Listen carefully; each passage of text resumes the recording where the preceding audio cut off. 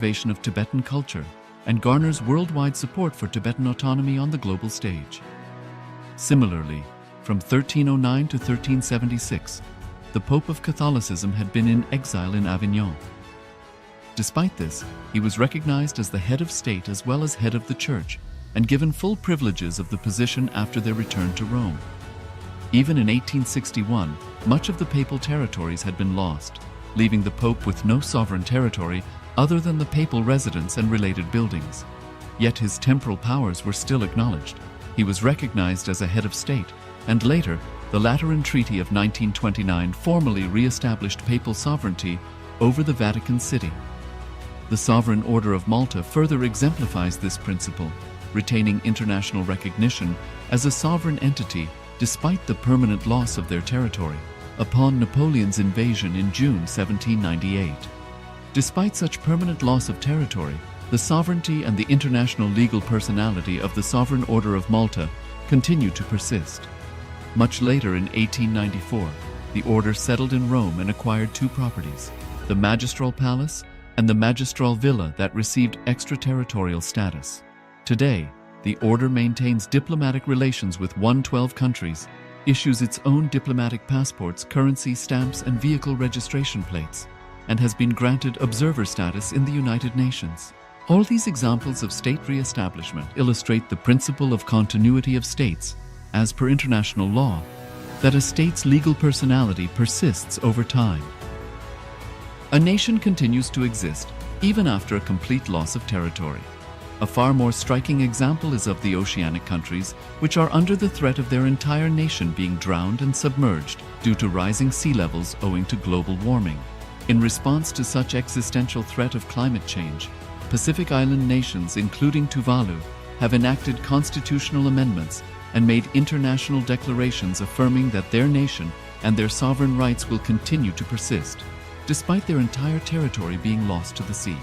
This proactive stance is highlighted in the Constitution of Tuvalu Act 2023 and the Pacific Islands Forum Declaration of 2021. The Supreme Pontiff of Hinduism, Bhagavan Sri Nithyananda Paramashivoham, through the line of succession is the present 203rd Emperor of the Hindu Sovereign Kingdom of Surangi Samrajam. He was crowned on the 31st of December 2004 at the age of 26. Thus, by very same principles of the doctrine of continuity, through which the international legal personality of Portugal, Genoa, Poland, Ethiopia, Czechoslovakia, Albania, Austria, Vatican, Tibet, Sovereign Order of Malta, and several other nations has been recognized despite having undergone a period of exile, annexation, occupation by a foreign power, or despite loss of territory. The SPH Nithyananda Paramashivoham, through well-established legal and historical facts about the Hindu sovereign state of the Surangi Samrajam, derives all sovereign rights and powers of the royal lineage of the Surangi Samrajam as its 203rd sovereign emperor from his inheritance and continuation of the unbroken succession of the kingdom of Surya Vamsa Surangi Samrajam Sarvanapitha. Surya Vamsa Surangi Samrajam, through unification with 20 other sovereign Hindu states and sovereign ecclesiastical, historical entities, became part of the United States of Kailasa, which thus became a sovereign, independent juridical state, with the SPH Nithyananda Paramashivoham as the sovereign. Just as how the oceanic nations like Tuvalu have safeguarded their sovereignty from the existential threat of total submersion by amending their constitution and asserting that their sovereignty will persist regardless of the loss of their territory, Kailasa, which is a sovereign continuation of 21 sovereign Hindu states and sovereign ecclesiastical historical entities, is also reviving and continuing the Kumari Kandam Hindu nations that got submerged. As per the doctrine of continuity, these facts imply that the Kailasa's statehood is recognized by international law and manifests as a natural outcome of well-established historical legal facts. Share your time, talent, and treasure. Become part of Kailasa. Sign up as an eCitizen https://kailasa.ecitizen.info.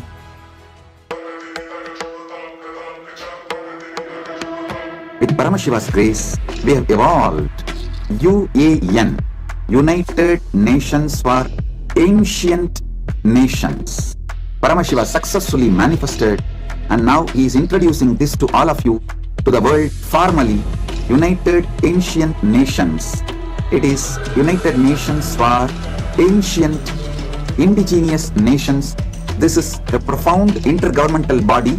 More than 100 ancient nations are already part members of this UAN. It is to unite and support all the indigenous nations, indigenous kingdoms all over the world.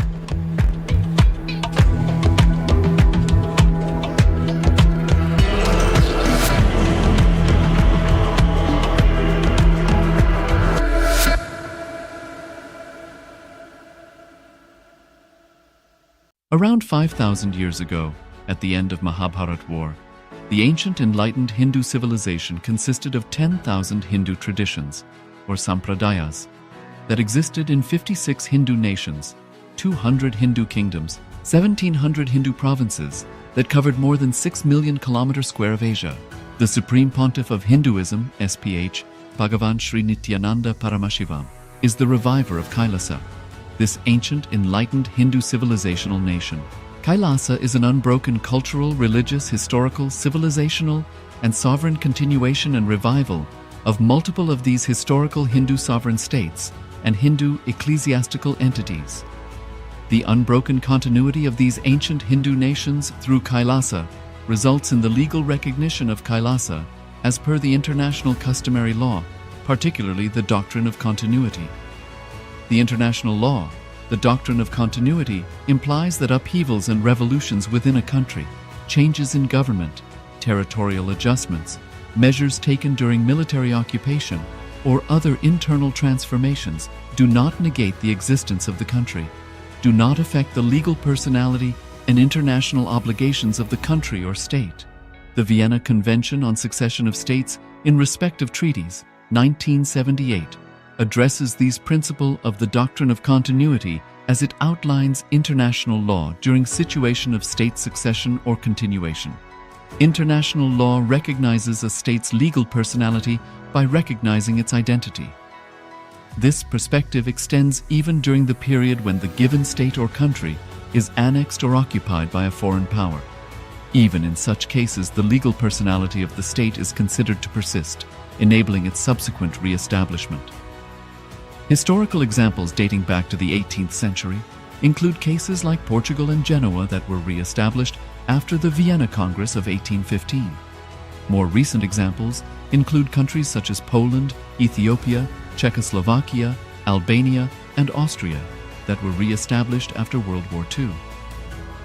Even when a nation is deprived of its territory, the nation continues to exist. Its sovereignty and international legal personality continues to persist. The Dalai Lama, as the spiritual and temporal leader of Tibet, exemplifies this principle. In 1959, the Dalai Lama was exiled and forced to flee. Despite the challenges faced, the Dalai Lama continues to advocate for the preservation of Tibetan culture and garners worldwide support for Tibetan autonomy on the global stage.